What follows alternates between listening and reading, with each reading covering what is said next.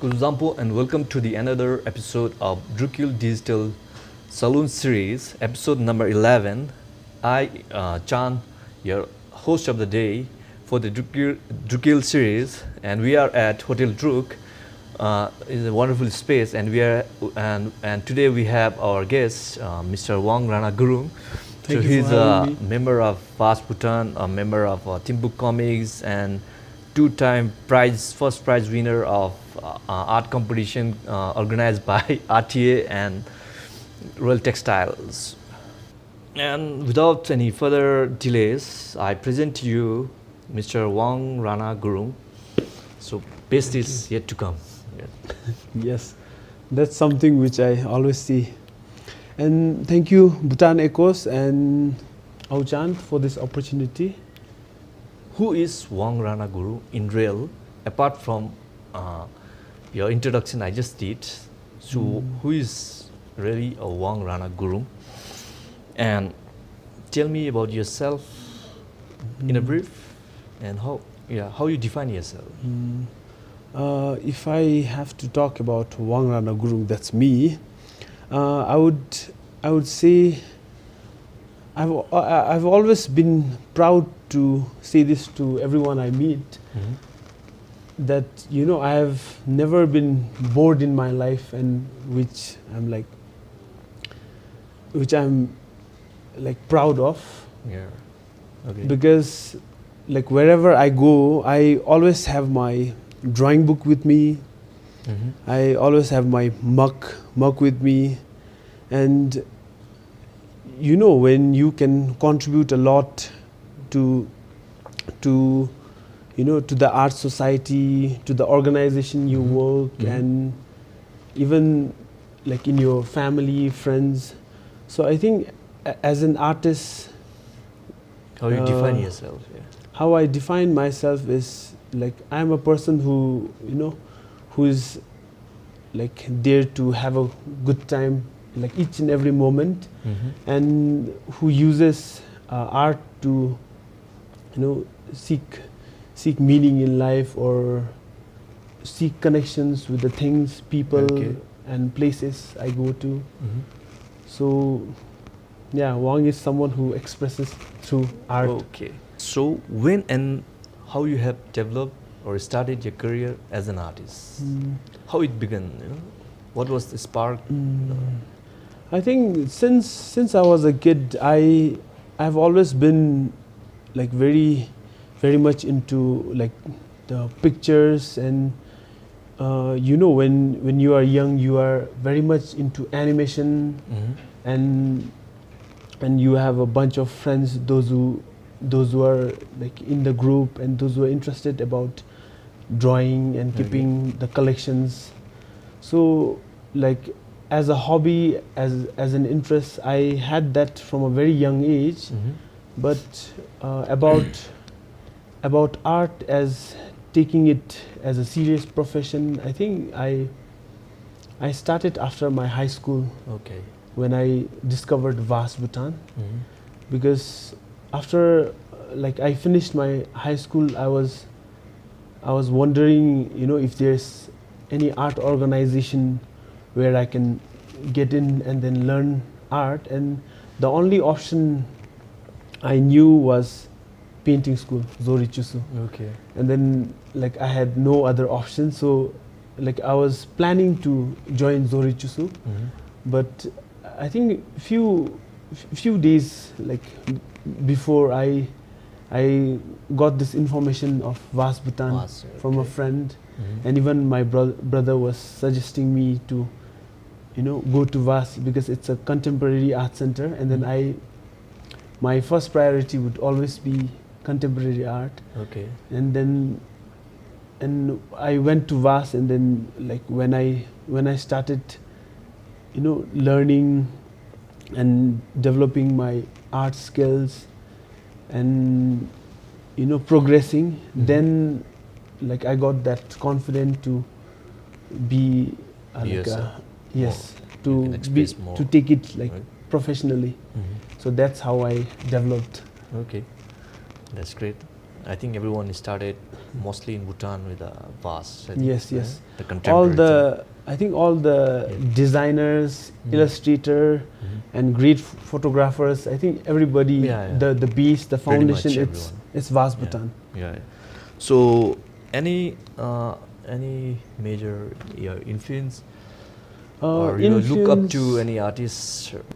I think like I have this memory, like when I was a kid, and then I think it's with like all of the people in Bhutan, because wherever you go, you will find Sir Sukhbir's work Okay. everywhere. And Okay.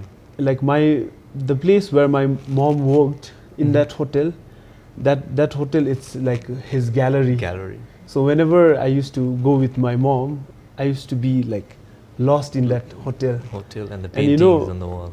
And yeah, I have no idea how the time just passes.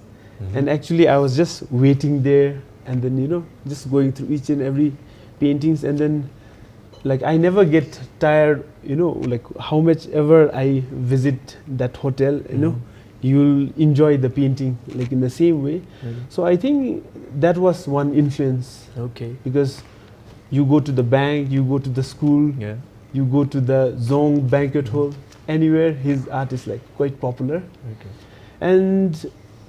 And one is like when I joined VAST, that like at that time, like I met like Ajakama, Sir Rajesh. They have like influenced in a like very positive way. I think from Ajakama, like more than the skill art, I think I have learned, he have influenced me, values in life, and how to stay humble and enjoy like simple things. And from Sir Rajesh, I think it's the skills and techniques. to experiment with different medium and just master it. Yeah. And even Autintin, because Autintin, like he's someone who have agreed to share the workspace with me, and we were working together for I think more than eight years. Yes, Thimphu Comics, right? Yes. We'll come to it later. Yes, Okay. and even Auchan Diu, because I don't know. like when I was a kid, my friends always used to see, there are some graffitis drawn and wall paintings, and they used to describe you, there's a guy with a hat who's just like, I'm not that guy anymore. So. yeah, metamorphosis. Yeah, I've evolved, I think. And yeah, I've seen you a few times, but we never had a good reason to start a conversation. And like when I was in VAS, I think that was the first time we met and we had conversation. Thank you. And yes, you are one inspiration too. Thank you. And one more thing. So I think the demise of the great, the Kim Jong-gi. Yes, yes. So I think most of the artists look up to him, right? Yes, yes. So how it impacted you when you heard the news? Yes. It's the recent, right? I think Yes, the yes. last. I think from the artists whom I know personally, I have like, as I have mentioned you, the people those who have influenced me, and when it comes to the global celebrity or global icon and art legend, it's Kim Jong-gi who have influenced me a lot, because it's a great loss and such a sad thing to hear, because he passed away recently. But yes, he's one next level genius. Yeah, it was. Because the way he uses his imagination and creative skill to draw, and that also without a reference, without anything to like what do you call, replicate. Yeah. You just need to give him a blank space, and then he will just draw from his memory with his skills. So yeah, he has influenced me a lot. Yeah. On that note, and can you say something about your artistic process, most particularly in a comic book? I think how you go about it. Yes, what's the process? If you like to share with the Yes. Yes. If I have to talk about the process, I think I am someone, like I told you, I don't like to get bored with one project. So whenever like I am working on one project, there's always some like few projects going on simultaneously, because it's always, it's fun to like shuffle around, because when you shift around projects, that's how you get a break too. So before I used to do a lot of like work with pencils. Then like I started moving to pen and ink, and even experimenting with watercolors and acrylics, and experimenting with different mediums, and sometimes it depends on what you are expressing or what you are communicating, and to have the right medium, it's very important. So that is how I got into comics. Okay. Because there were few opportunities to learn like animation, graphic designs, and illustration. So I was taking it all, and then that's how Autintin, he's the founder of Thimphu Comics. Okay. But before Thimphu Comics, we had a studio, Water Dragon Gallery, and like when we do the artworks and all, we used to like do it in the name of Water Dragon Studio. And you have some team to work on it, right? Yes. So how yes. you usually divide your work? When you suppose you got a one project, comic project. Yes. So who is who there? What are their yes, responsibilities? How you go about that? So like we have a team in Thimphu Comics. Before we used to have like 4 people, but now Autintin is not that active. So currently we are 3 members. Okay. It's Chawanamge, Tempa, and me. So the process of comic book is, like first of all, it's very important to have a storyline. Yeah, so script, right? it's the script. Okay. So like from 3 of us, Tempa he enjoys writing scripts. So he's the one breaking down and then writing, like he writes the script. And then the next process is storyboarding, where we all go through the script and we do a storyboarding, and we even call it thumbnail, because it's in like we do it in small like sizes, small boxes, right? Because we are not working on the details and the final things. We are just doing sometimes just stick figures and the quick visualization, maybe. Yes, and see how it flows.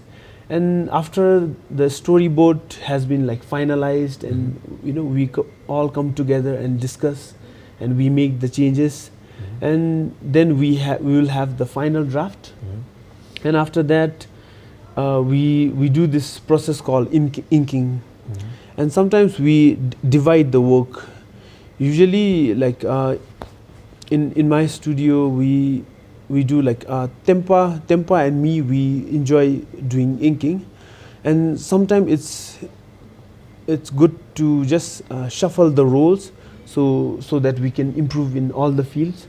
So next process is the like inking, and inking, it means the black lines which you see, the outlines in comic, Above and the pencil, right? You can draw again over the so pencil line.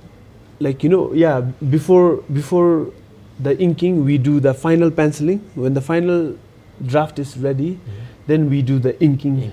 So that is with the black line. And nowadays, I think like a lot of the people, they prefer like digital inking. I think it's because convenient, right? Yes. I think in the past, like they used to do like very much raw, and then if you make a small mistake, then it's gone, and then you again have to like make a new panel, and then you have to stick it. So nowadays, I think most of the people, they prefer to work on digital, so that they can erase, redo it, redo it, again or and copy, again. paste, everything, And after we do the inking, then comes the coloring. Coloring, right? So coloring is like the final process, and there we do the cleanups. So yes, comic process. It's pretty much Yeah, cover, it's right? it's like quite a long process. Long process. But yeah, it's a division of quite work. interesting. Yeah. So I think you have in Thimphu Comics. I think you've done a lot of projects, right?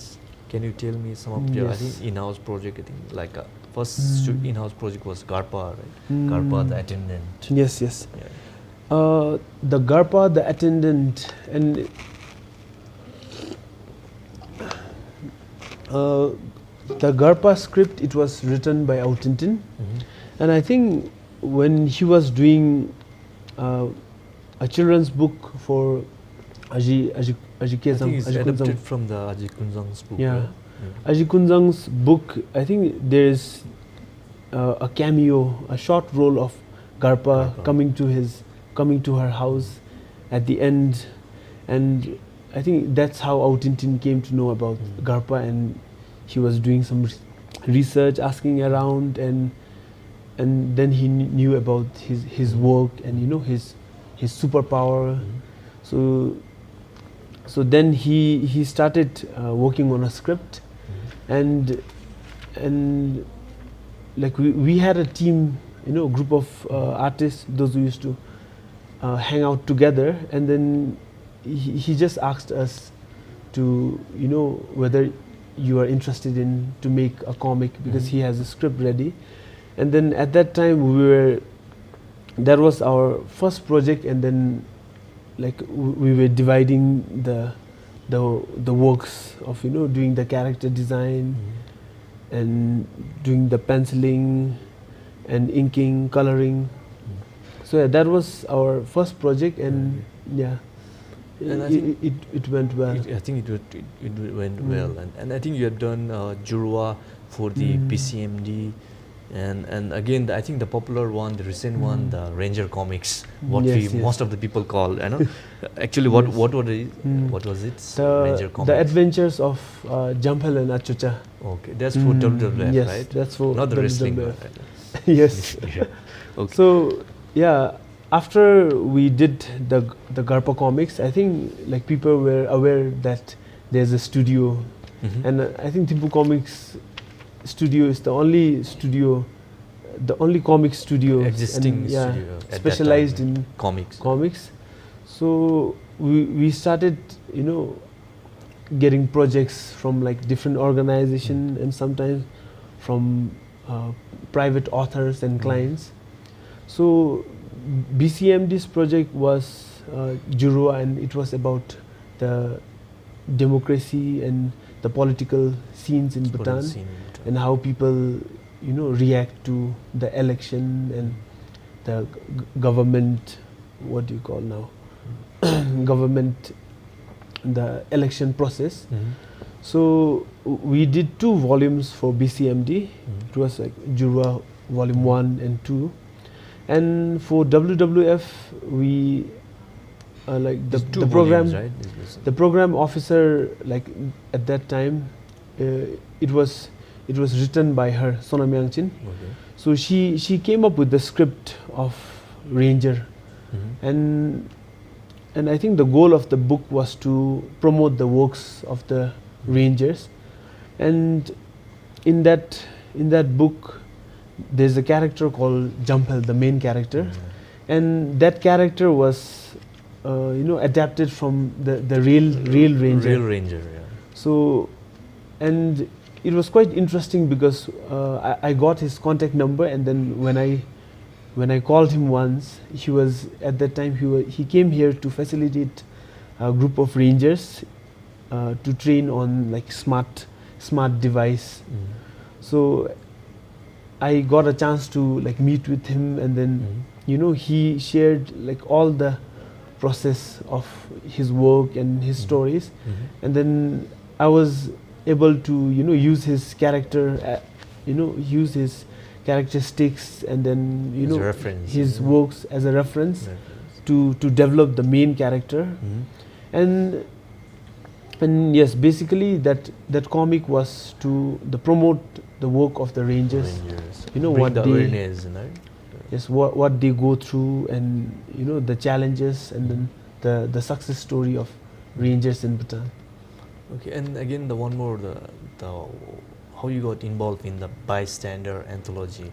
I think it's international project or thing, right? Yes, yes. Bystander Anthology project. It was, there was a team in India, in Bangalore. So group of them, they come together and then they have a discussion, and then, so they were focusing on the issues that are happening in their community, and they wanted to involve even like Bhutan. So South Asian mostly, right? Yes, South Asian mostly.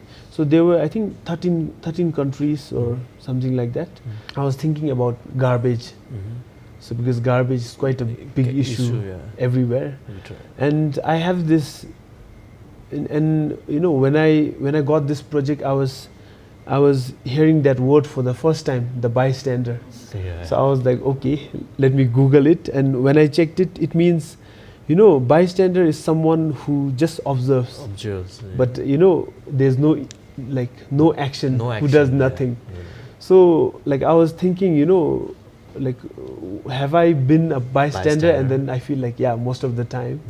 Because I remember once when I was walking near Chupachu Bridge, there was a lady who was, who came with a carton box. She was just walking, and then I was walking behind, and she just threw that garbage in front of in the river, and then I couldn't do anything. I was just in shock, and then so I couldn't even say anything, and then so she just like left, and then I wanted to do that in a comic strip, so I did that, and yes, so I was focusing on the garbage issues, and how a comic can bring some kind of changes, awareness. Okay, great. And in that notes, somewhat similar. So, what's your role as an artist, and a comic book artist, to the society and the community? I think any project you have done so related to the community and can influence society. I think when it comes to the role of an artist, I think you can just imagine, when you learn a history, geography, or a science, just imagine learning those subjects without a diagram. It's going to be very difficult.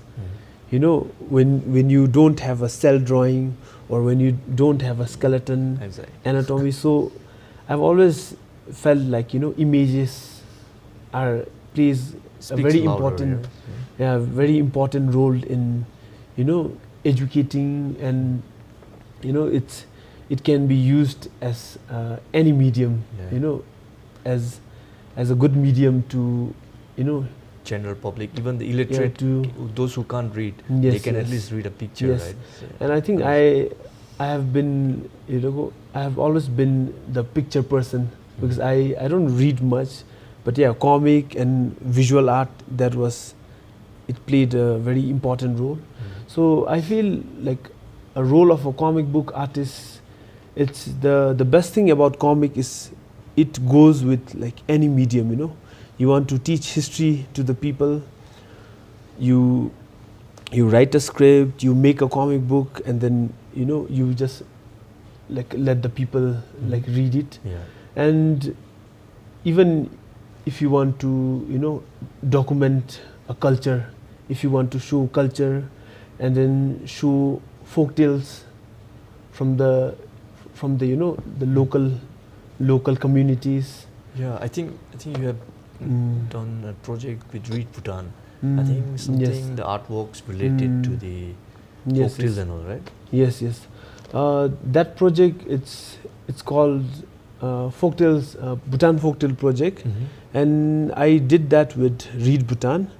So in that project, what we do is we go to different places, and then we look for the students, and Read Bhutan, they have set up libraries in rural areas.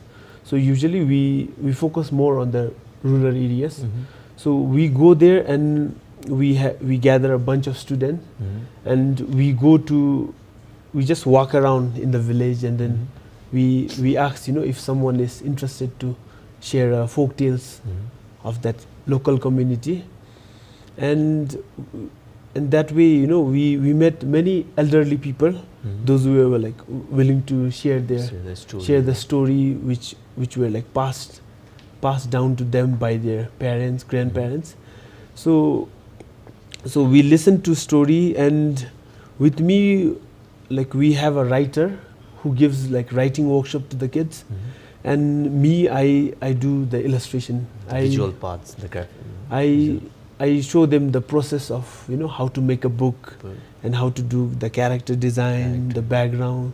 So I show them the process of making a children's book, and after that workshop, like whatever they hear, they write it down. The kids, they write it down, and we have an editor who helps to make the sentences correct or the punctuation, grammar, and me, I just guide them to when they are drawing. So this project, the whole book, it's done by the kids. Wow. So that way we have done total 5 books. 5 books, and I think in Fort Jongkak, right? So I think Yes. It was in Mendekang, Punakha, first project, and then in Ura, Bumtang, and one was in Khotakpa, Pemagasel. And the recent one which we did was funded by TCB, and we focused more on the awareness of crane, and in that we have even covered Age Purba, who is like the person who knows a lot about black neck cranes. So whenever there's like tourists or people visiting, so he's the one who is explaining about the behavior of the cranes and the timing, season. So he's like one of the focal person, and I think he gets support from even RSP and WWF, and he has even worked together with rangers. So yes, I feel like art can really like bring people together. I think you're doing something. I think that's project interesting. I think bringing the community together, and especially in this digital age, I feel like the younger generation, nowadays they prefer phones over oral storytelling. So how do we keep that local stories, folk tales? How do we preserve our culture, and how do we educate the people about the history, and some difficult the text story is to simplify and make it into images, comics, and any difficult subject, it can be like broken down into simple images, and sometimes it can be just with the action and speech bubble, and we can encourage a lot of young readers, even those who are not interested in like what do you call mainstream readers. Yeah, definitely. So I think comic book is quite powerful, and visual storytelling, it can bring people together. Yeah, exactly. And I think likewise, I think similar to that, I think you have did art workshop at Chamgang Central Prison and YDRC, right? The Youth Development and Rehabilitation Center, right? Can you just tell? Can you share something about it? To talk about Chamgang, Central Prison project. Since I was a kid, I always wanted to collaborate with police, because like few years ago we had this PYPP program. I think it was like Police and Youth Partnership Program. Oh, yeah.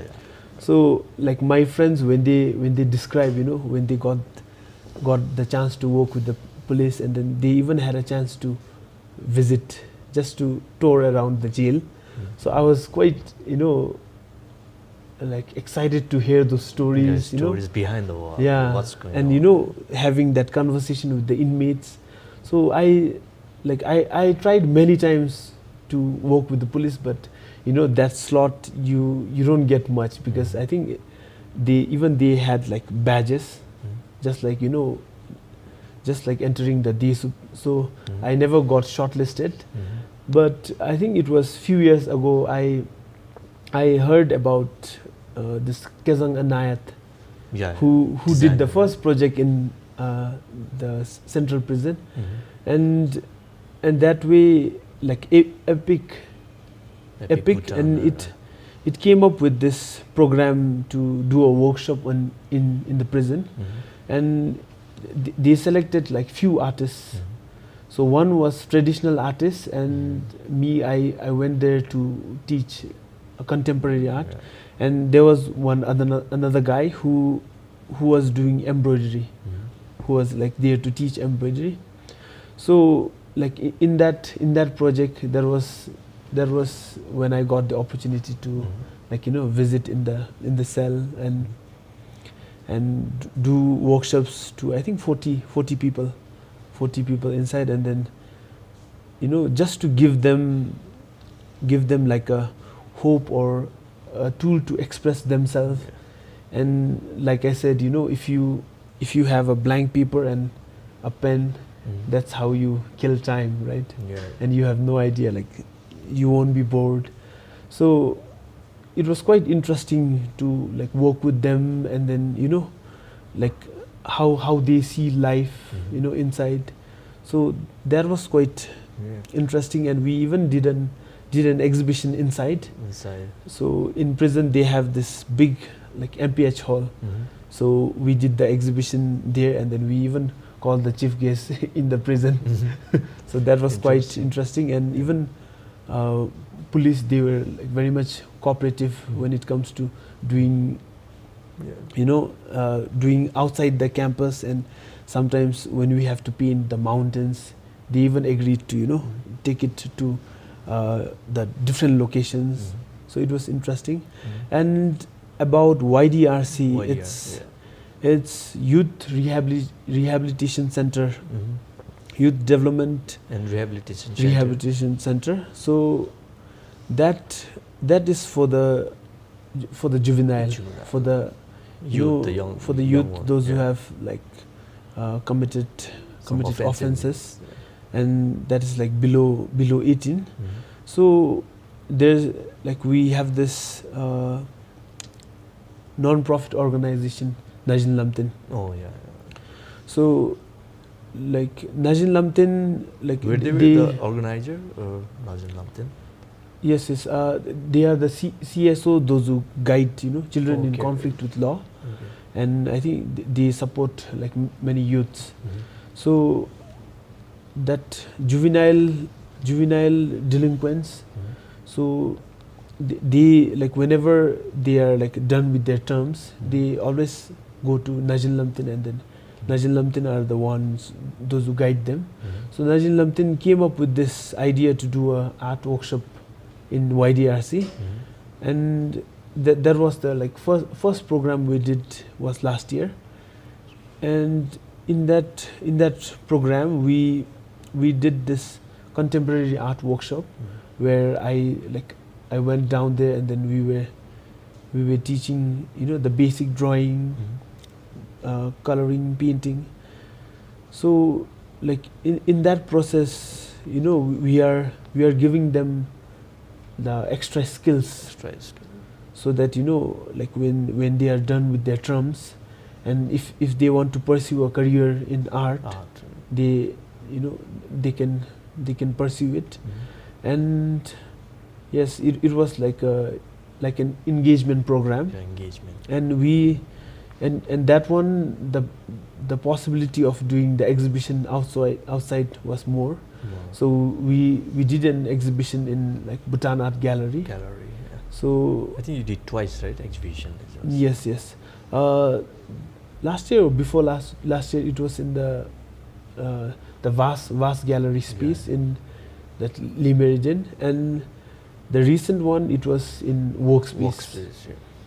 So it's quite interesting, when people, because I think even the general public, they get very curious when they say it's done by the juvenile delinquents, because the professional artists, I think they have seen a lot. A lot. Yeah. So they want to see a new perspective. New expressions, right? Yes. It was just a painting, right? But they were not allowed. Were they allowed to be at the exhibition? Yes. I think we couldn't bring them, and then I think it's to keep the profile confidential. Okay. So, but yes, we take them for like hikes and outdoor classes and all. But I think in public, they were concerned about the confidentiality, so we couldn't bring them.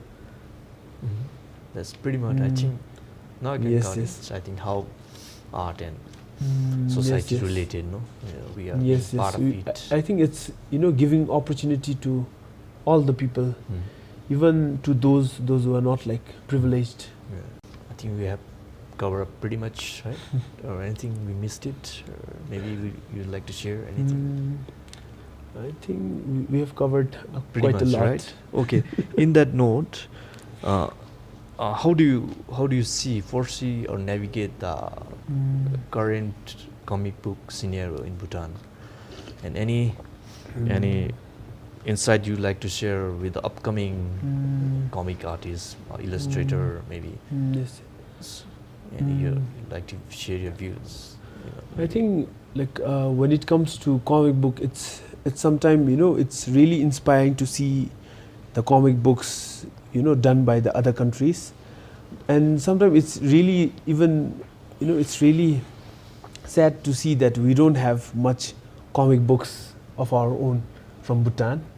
So, and nowadays, people, the youth, they are really interested in comics, and I think it's even the tool, because when I was young, we never had that opportunity of getting a computer or gadgets and learning art. So it was not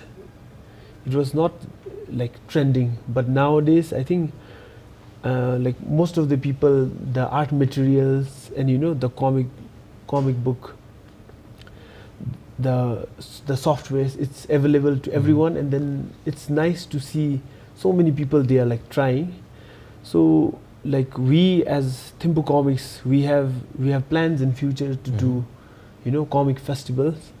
So before, like we even had a like invitation in the Comic Con, but because we didn't have a lot in our archive, because I think to get in Comic Cons you need to have like few books archived, and then you have to like take it down to the festival.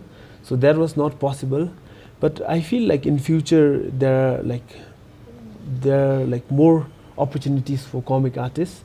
And even Thimphu Comics Studio, we are planning to do comic workshops around, and I think if possible we'll be starting with comic book anthology, and just like our recent project for the Bhutan storytelling series, like we had like I think 20 to 25 artists who did like collective projects.